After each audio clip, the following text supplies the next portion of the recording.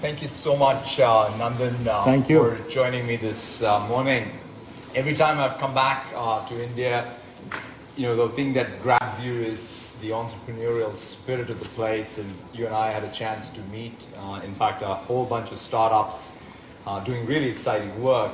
I thought maybe we can start, since you personify what does it mean to create startups. In fact, you created two, Infosys and then Aadhaar. That's right. And as someone who got this entire movement started in this country, maybe you can, if you were starting again today, what would you start?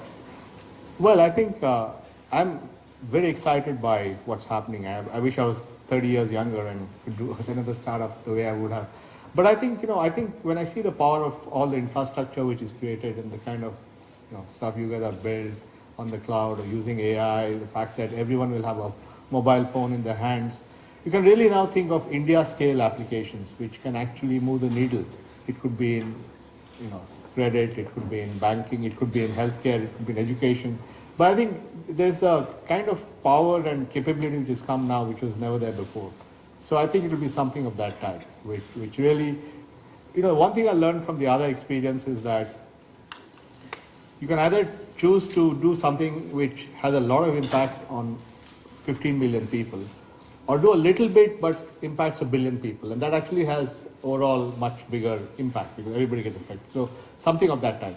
Yeah, no, I mean, even I think the design of Aadhaar, the way you had it, is to be able to, I think you called it the hourglass model. That's right. It makes a ton of sense to think about platforms that way. No, we thought of it, and we were inspired by the internet and GPS. Both of them were platforms built in the public. The US government invested billions to build these platforms. And then over the years, they became platforms of innovation, like all the stuff that you guys have done. And we said if you can build an ID platform with the same kind of minimalism, and then allow innovation above and below the stem of the hourglass, above in terms of applications, below in terms of devices. So that was the original vision. That's fantastic. That's fantastic. And what is, you have so much experience building platforms. Office and Windows were the original platforms in some sense. So what are you excited about in platforms now and all the things you're doing at Microsoft? That's right. I mean, in some sense, it's who we are. I mean, I always go back, Microsoft was founded when Bill and Paul created the basic interpreter for the Altair, and a lot has happened since then.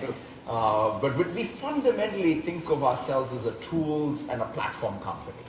The idea of creating technology that you can put in others' hands so that they can go on to create more technology is sort of very natural to us. I would say there are three broad areas that I'm very, very excited about. The first one is cloud and AI, and they kind of go together. Why do you say they go together? And the reason is because the fact that you have the infinite capacity of compute storage network. Yeah. So the fact that you have infrastructure that is capable of reasoning over large amounts of data is what's fueling this AI revolution. If I think about even the advances we've had in speech, we now have the capability to do human-level speech recognition. Cortana and those kinds of things. That's right. And just even in terms of raw APIs for anybody else to use, or image rec, so the ability to do object recognition in the wild. Sure. The capability development has been a combination of some algorithmics work, but it's also the fact that you have the cloud. So that's something that even in India, it's really taken off for us. The second area is what you said, Cortana. For me, I actually think of it as the third runtime, as an agent. When I say the third, the operating system of the device, whether it's the PC or the phone, the operating system was the first runtime. The second runtime, you could say, was the browser. The third runtime can actually be the agent. Oh, wow. Because in some sense, the agent knows you, knows your work context, knows the world. And that's how we're building Cortana. And give it really natural language understanding. Because for all of the advances in human-computer interface, there's nothing to beat language. And so that's the ultimate breakthrough. So you think language is a third big wave in human interaction? Absolutely. And so that's sort of the second platform that we're very excited about. The third one, I think this will take a little more time, but I'm very, very excited about augmented reality. Okay. And it's going to be all forms of virtual reality to augmented reality, but when you sort of put on a HoloLens as a designer, or as a technician, or even as a student, I mean, I always think the first time I put on HoloLens was to see something that Cleveland Clinic had built for medical education. In fact, the first year anatomy class in Cleveland Clinic is being taught using HoloLens. And I thought, as an electrical engineer who never understood Maxwell's equations, I thought, man, if I would have ever had it, I would have been a better electrical engineer. Sure. So it's but then you wouldn't have been at Microsoft. That's right. But overall, I feel that augmented reality is perhaps the ultimate computer, because when your field of view becomes computer. And this augmented reality, virtual reality, you think all that is just coming together? To me, it's just a dial of the opacity. So ultimately, you want to be able to have a setting that you can set, whether you want a full 360-degree immersive field of view, or you want to be able to see the real world. So just you're saying just. That's right. Okay. That's right. Great. So that's at least how I think about the three platforms. Now, one of the things that is so exciting to see, I mean, I read your book over the summer, and when I think about what is happening with the India stack, it's pretty tremendous how it got started, but now the speed with which you were able to scale it. I mean, it's very comparable to any other internet scale ramp up. So what's your vision? How does this play out going forward, both in terms of the technology, but in terms of impact? Yeah, so I think one of the things when we designed the Aadhaar platform, and it was in the government, was speed and scale was very important, because unless you have speed and scale, you can't really ensure the thing is sticky, that it stays. And so we rolled it out, and I was very fortunate that two different governments of different political persuasions both supported the project. In fact, it's really accelerated in the last 2-3 years, and it crossed 1 billion users in about 5.5 years, which is faster than any other. So, and there are about 10 or 11 billion user platforms on the planet. They're all in the Valley, and there's one here. So, Valley and in Seattle. In Seattle, yeah. all in the West Coast and here. So I think that was very important. But we actually said, how do we layer APIs on this to be able to do different things? So the initial APIs were for authentication, and that allows you to verify a person's identity using a biometric on any device, including a phone or a PC. Then we built a KYC capability where I could use it to open a bank account or open a SIM card. And a great example of the KYC is what Mukesh Ambani has done at Reliance Jio, where he's built a platform where he's enrolled 100 million people into the Jio platform. It was possible only because he used Aadhaar eKYC. He could enroll a person in 2 to 3 minutes, and he does 1 million customers a day.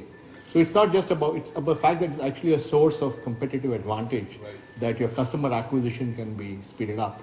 On the other side, the same technology used by the government has saved them about $5 billion in savings. So, for the government, it's acted as a very effective way of reducing waste in the benefit system, and for the private sector as a way of customer acquisition. So I think it's served both purposes.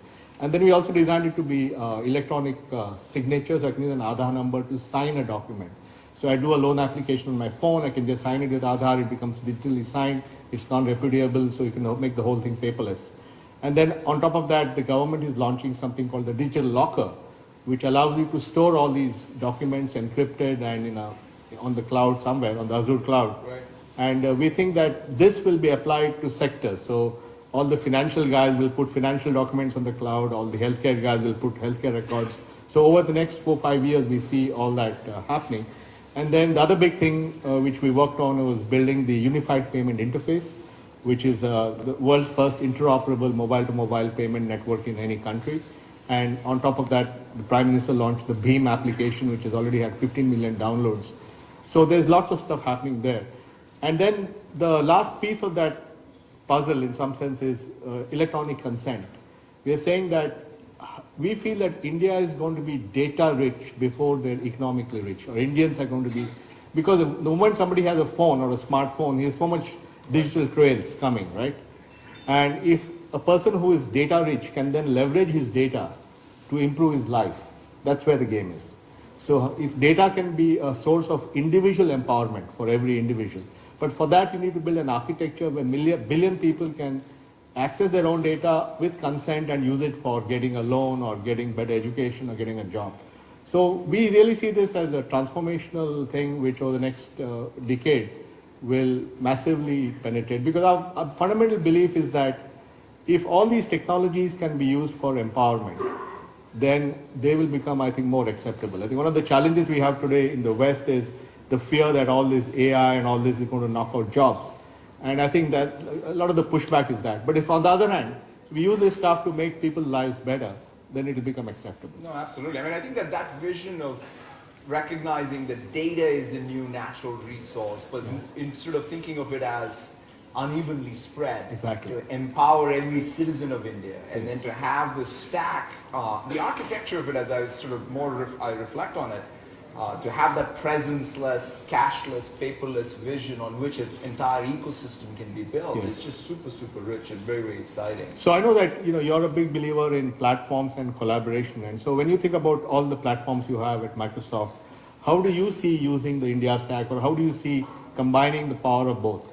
What's your view on that? In fact, the more I think about how technology evolves, it's short-sighted to think about just one platform. You actually have to have an architectural worldview that says whatever we are building is a platform has to be an ingredient for someone else who wants to build a platform. So this definition, so it's composability. In other words, everything really ultimately has to fit into a more of a network model. So in our case, for example, I would love for our services, whether it's Office 365 or Dynamics 365, anything that we're doing end user or Windows itself, to be great participants in the India stack. I should be able to log in using Aadhaar. I should be able Great news. I should be able to use any of our applications using the identity system that every Indian uses. The other part of it is also our cloud infrastructure. We would like to be able to pave it so that any entrepreneur here who wants to build for the India stack can get the security enclave, can get the core infrastructure to be able to rapidly build. And the thing that I'm seeing is, as you were talking about the broad empowerment, when I look at our own cloud growth, which is doing very, very well for us. Of course, the traditional large businesses, whether it's the banks, whether it's even in healthcare, but even the public sector. To see the government in Andhra Pradesh, for example, use machine learning to detect high school dropout and use the scarce resources of the state to be able to intervene. And now it's spreading to Jharkhand and Punjab. Or ICRISAT using, again, sort of IoT and machine learning to be able to say, let's improve the yield of farmers and have that spread across the country. Even how do you bring affordable eye care? Using, again, data as a natural resource so that you can reason over that. So those are the kinds of examples that I must say are amazing. Even on the elections, I was pretty stunned. I was looking at all of the big consumers of the public cloud. And then one of the names that came out was the Election Commission of Tamil Nadu. And I was saying, wow, what is the workload? The fact that they actually had cameras. And the fascinating thing there is, you can imagine in the past, you would have built, had a capital outlay, you would have built all the servers, whereas in this case, they just spun up a whole bunch of virtual machines, hydrated them for the election season, and dehydrated it. So in some sense, to be able to really, in a very smart way, for the public sector to use essentially my capital as a way to save taxpayer money is, I think, very, very enlightened use of infrastructure, and that's fantastic to see. That's right. No, I think that, the fundamental idea that if everybody's data can be put in their hands and they are empowered to tap into that data and get benefits for themselves, as opposed to somebody else accumulating the data and then selling me ads. I think that is a very, very profound thing, and that's what we want to establish here. Yeah, that's the inversion. That I think that's the only way you can take the surplus that gets created, more evenly spread. In that context, one of the key challenges or one of the key new balance that you need to find is where does the government play a role, where does the private sector play a role, and especially on hard issues like privacy and security. What's sort of your view on that? No, I think there's two parts to it. That one is what is government infrastructure and where does government infrastructure end and where does private innovation start? And that's why the hourglass architecture is very important, because government can invest ahead of time. You know, the government spent $1 billion in the Aadhaar infrastructure. They did it because they obviously wanted to get savings on the benefits, but they also built it as a platform. So I think government is best when they build such infrastructures.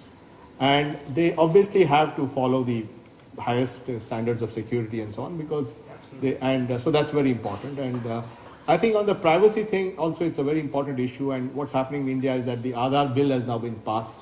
And I think the Aadhaar bill is the most stringent privacy. For example, the biometric data cannot be shared.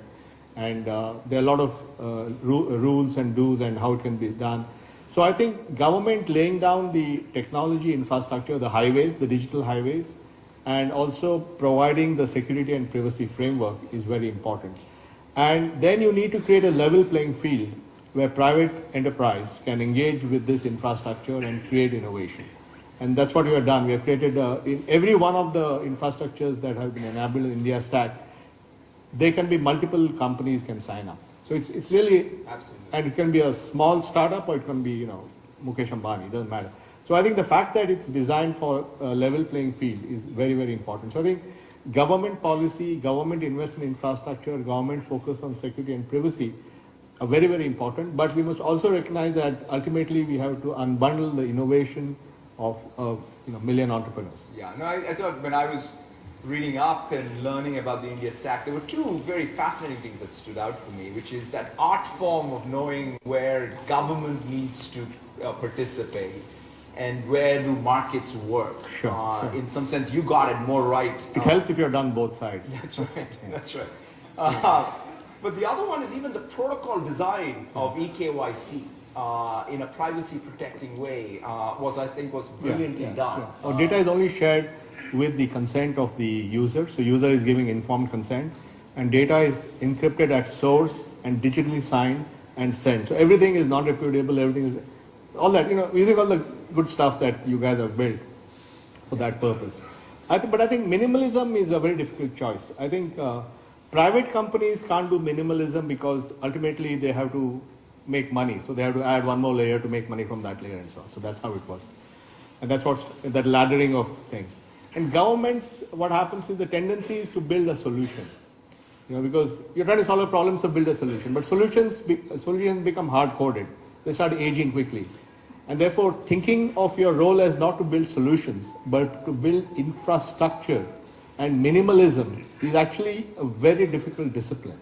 I remember, we had only 4 data fields in our Aadhaar number: name, address, date of birth, sex, and so on. And there was somebody else who had 22 and said, look, I'm superior. I have 22 fields and you have only 4 fields. So, what kind of, Mickey Mouse stuff is this? So I think the importance of keeping that minimalism, and that requires discipline. That's absolutely right. That's absolutely right. And so, I know you're here and you're interacting with all entrepreneurs. So having seen the entrepreneurial energy in India, what is your view of that and how do you plan to engage with them? Yeah, I think the center of the entrepreneurial energy, at least for us right now in India, is all around our cloud. And it's fantastic to see the quality of the entrepreneurs, the ideas, obviously for the Indian market itself, which is huge. But also going beyond that is amazing to see. And we've had some big brands already well established, like Oyo Rooms, who are using Azure. But even the startups we just saw were just stunning cross-section. In fact, building on India Stack, the transaction analytics, right. The very idea of a presence-less payment infrastructure getting built on top of Aadhaar. And using the cloud. Then using the cloud. The diagnostics applications that are getting built. Amazing. World-class AI. I was just fascinated to come here and learn about sort of using convoluted neural nets to be able to solve everyday human health problems in India in a very efficient way. So I think that the entrepreneurial energy of the place is just tremendous to see. In fact, I think in the last 12 months, we've had 2,000 startups. The accelerator program we run out of Bangalore. 2,000? Wow. Yeah, 2,000 startups using our cloud, and it's fantastic. And the funding that they're getting locally as well as foreign capital, and the people who are joining the Microsoft Accelerator, we are very, very enthused. It's probably one of the places in the world where that entrepreneurial energy is able to scale up, not just start. Well, I think it's great because I think it's really amazing to see these young people with their ambition and energy and vision of what they can accomplish. And I think if Microsoft can support them, I think a lot is possible. Absolutely. And in fact, since we started with you as the original entrepreneur who got the journey started, I thought we will end by introducing another entrepreneur who got perhaps the second wave of Indian startups started. Sure. Binny Bansal from Flipkart.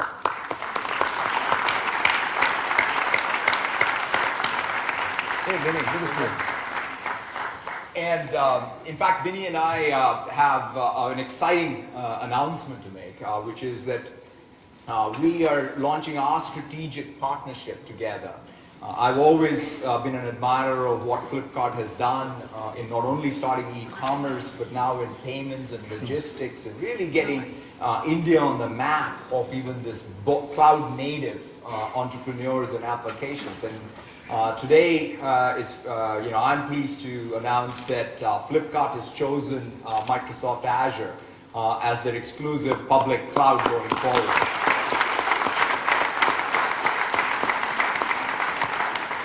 And of course, this is just the start, because ultimately for us as well, to your point, Nandan, it's all about being able to support the entrepreneurs of India to be able to create global scale businesses. And that's really, when we think about our mission, that's at the center of it.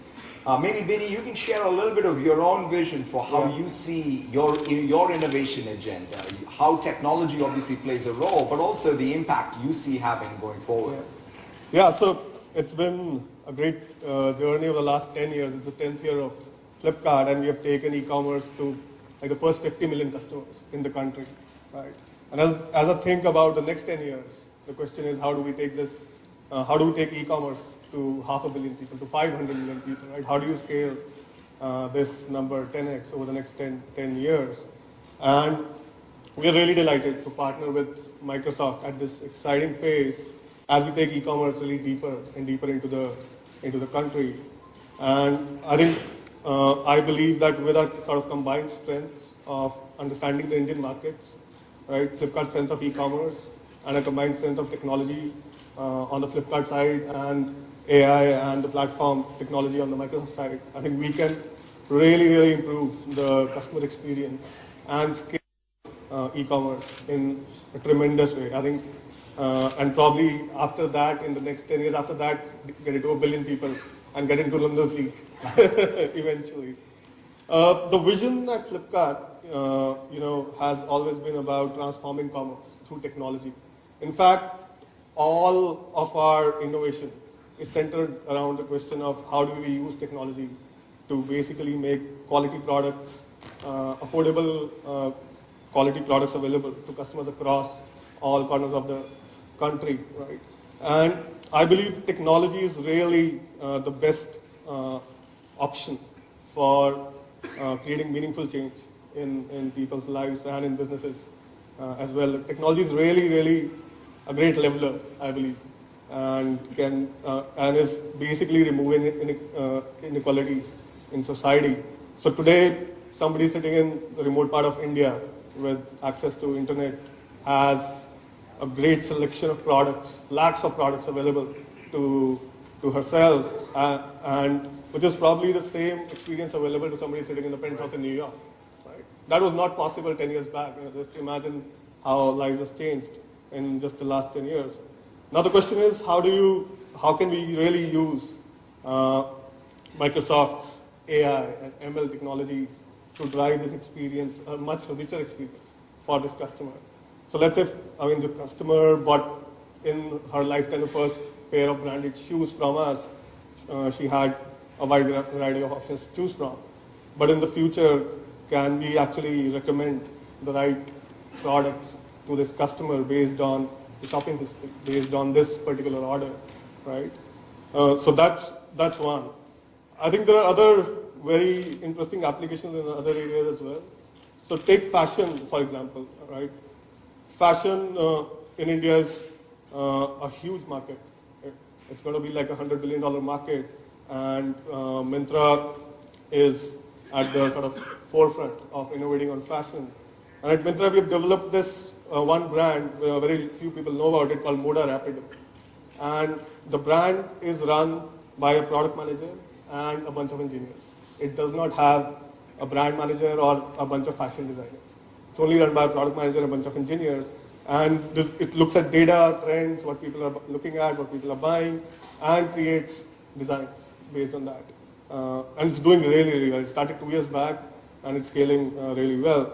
Now the question is, what is the future of that, right? How can you take something like that and actually enable the customer to start tweaking designs that are available, right? To make their own designs, to really democratize fashion and make it very personal, right? So how can we leverage AI at scale to do that? The last example I'll give is on the supply chain side. So we have more than 25,000 people working day in, day out on our supply chain, and they're taking decisions, multiple decisions day in, day out, right, to optimize the entire experience, to optimize speed and cost. Now, how can we enable them with visualization and AI to make better decisions, right? To not just optimize at a local level, but at a global level. So I think those are some of the areas where I see the partnership really coming together and solving problems in the market and for the Indian consumers in a really, really meaningful way. So the opportunities are really, really limitless. And I think it's up to us, Flipkart, to really look at what to do and what to make of this. I think as Nandan, you famously said, the world is flat. I believe technology is probably the bulldozer. It has really made it flat. That's well said. And I mean, the thing that if you sort of take the conversation today, what is perhaps most exciting is to take the digital infrastructure that you're building with India Stack, the kind of startups. You no longer are just a startup. You're well on your way to being a marquee company that creates this e-commerce infrastructure, which is going to have upstream, downstream implications. You talked about supply chain. You talked about consumers. And then for us to be able to bring our technology that composes with these ambitions, because I think that's really what the future is, because it's not about any one company or any one initiative being able to corner the quote-unquote market. It's more about how can partnerships be formed, public-private, between companies in India and abroad. But ultimately, it has to be about creating that empowerment that Nandan, you so well said, for every Indian, so that I think that there's real economic progress. I have a question for you guys. So back when I was in IIT Delhi, 2001 to 2005, we had a course on AI. And nobody wanted to take that course because nothing was happening in AI. So nobody was really interested in it. And if you look at it today, with the advent of huge amounts of data and cloud, cheap compute, right, AI has become real. There are real life applications out there today itself. But what do you think in the next, what does the sort of future look like for AI in the next 5 to 10 years, and how do you see that making a positive change in people's lives? I mean, I think if I sort of broadly talk about AI, including machine learning, the impact that we are having even in India today, right? I mean, that example I gave about high school dropouts or the affordable eye care, the startups that are all using AI to bring down the costs of delivering healthcare, or crop yield. That's fantastic. You could say, well, that's just statistical machine learning, but that's a powerful, great step of harnessing the power of data. The thing that's been most exciting, I would say, in the last 5 years is this one specialized branch of deep neural networks, fundamentally giving us human perception level AI, right? Whether it's speech, whether it's image recognition. And that's just magical to see. In fact, one of the projects I was just learning about in India was, I believe in Punjab, we took all the call center data for the state of Punjab around public services and analyzed the speech so that the government can get a better handle on what are the issues, what are the workflows that they need to actually automate so that they have citizens who are happier with the services. That's an application of AI. But I think the place where we are going, I don't think we should sort of go and claim something like artificial general intelligence as being just around the corner. If anything, I would say we are on the right ladder this time. I don't think we're going to go back to the AI winter, as long as we don't overhype it. That's true. And we're all grounded in where we are. We show real applications of it, solve some of the real issues, as you brought up, of any displacement with skilling, especially mid-skill jobs, because they all have to be created. And then as you get greater at this, what is called symbolic grounding. In other words, ultimately, the real challenge is human language understanding. That still doesn't exist. We're not yet even close to it. We have sort of a lot of parlor tricks, but not anything that says we can actually have the ability to write like Rabindranath Tagore anytime soon. So to me, I think we'll just have to keep taking steps on that ladder. But it's an exciting future. But at the same time, we have to be very, very mindful of the impact of AI on jobs. And that's why I think in my case, I want to make sure LinkedIn and LinkedIn Learning and some of the skilling work we're doing even in India is going to help people who have to, in some sense, change professions or get more mid-skill jobs have the ability to do that. No, I think, I'm excited because when you think about the challenge of taking a country which is $2,000 per capita to $20,000 per capita, then it's really a major transformation. And you really have to fix basic things like health, education, and financial services. And the classical way of doing that would have been saying, let's have more doctors, let's have more hospitals, let's have more, whatever. And that's not possible, or certainly not possible in the time frame that we have.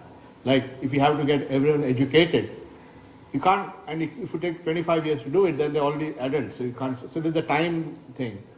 And the only way to sort of square this circle is by using AI and the cloud to deliver personalized health to 1 billion people, personalized education to 1 billion people, or personalized financial service to 1 billion people. And that will drive the economic thing. So I think that to me is the huge power of, because for a country which has such a low per capita income, using this as a very strategic tool to raise, and in a equal fashion by giving every one of those people access to the same thing. That's very important. And I think to your point on the skilling, I think the big issue I think in this next few decades is going to be the whole issue of lifelong learning. Because I don't think we can predict what is it that I need to know 5-10 years from now. However, if I'm a learnable, I can learn, and if I have access to that learning outcomes in an on-time, on-demand, highly personalized way, then at least if I have the motivation, I can move forward. And in fact, one of the things I'm working on now is called Step, which is looking at, it's a non-profit, it's a philanthropic thing. How do we get 200 million children to learn using AI, smartphones, and machine learning, and give them learning outcomes on a phone, so that a child in a village has the same, just like his shopper has the same stuff, we want a child in a village to have the same access to learning material as somebody in a city. So I think to me the fascinating thing is how do we use all this stuff that you guys have built to flip it around for these benefits. And I think that's very important, because if you don't do that, I think the backlash, as we are seeing in the US, is going to be quite a lot. Absolutely. Wonderful. Thank you so much, Nandan and Binny, for joining me. It's a fascinating conversation. It's such a privilege to share the stage with you both and also partner with you both. Thank you so much. Thank you. Great. All the best.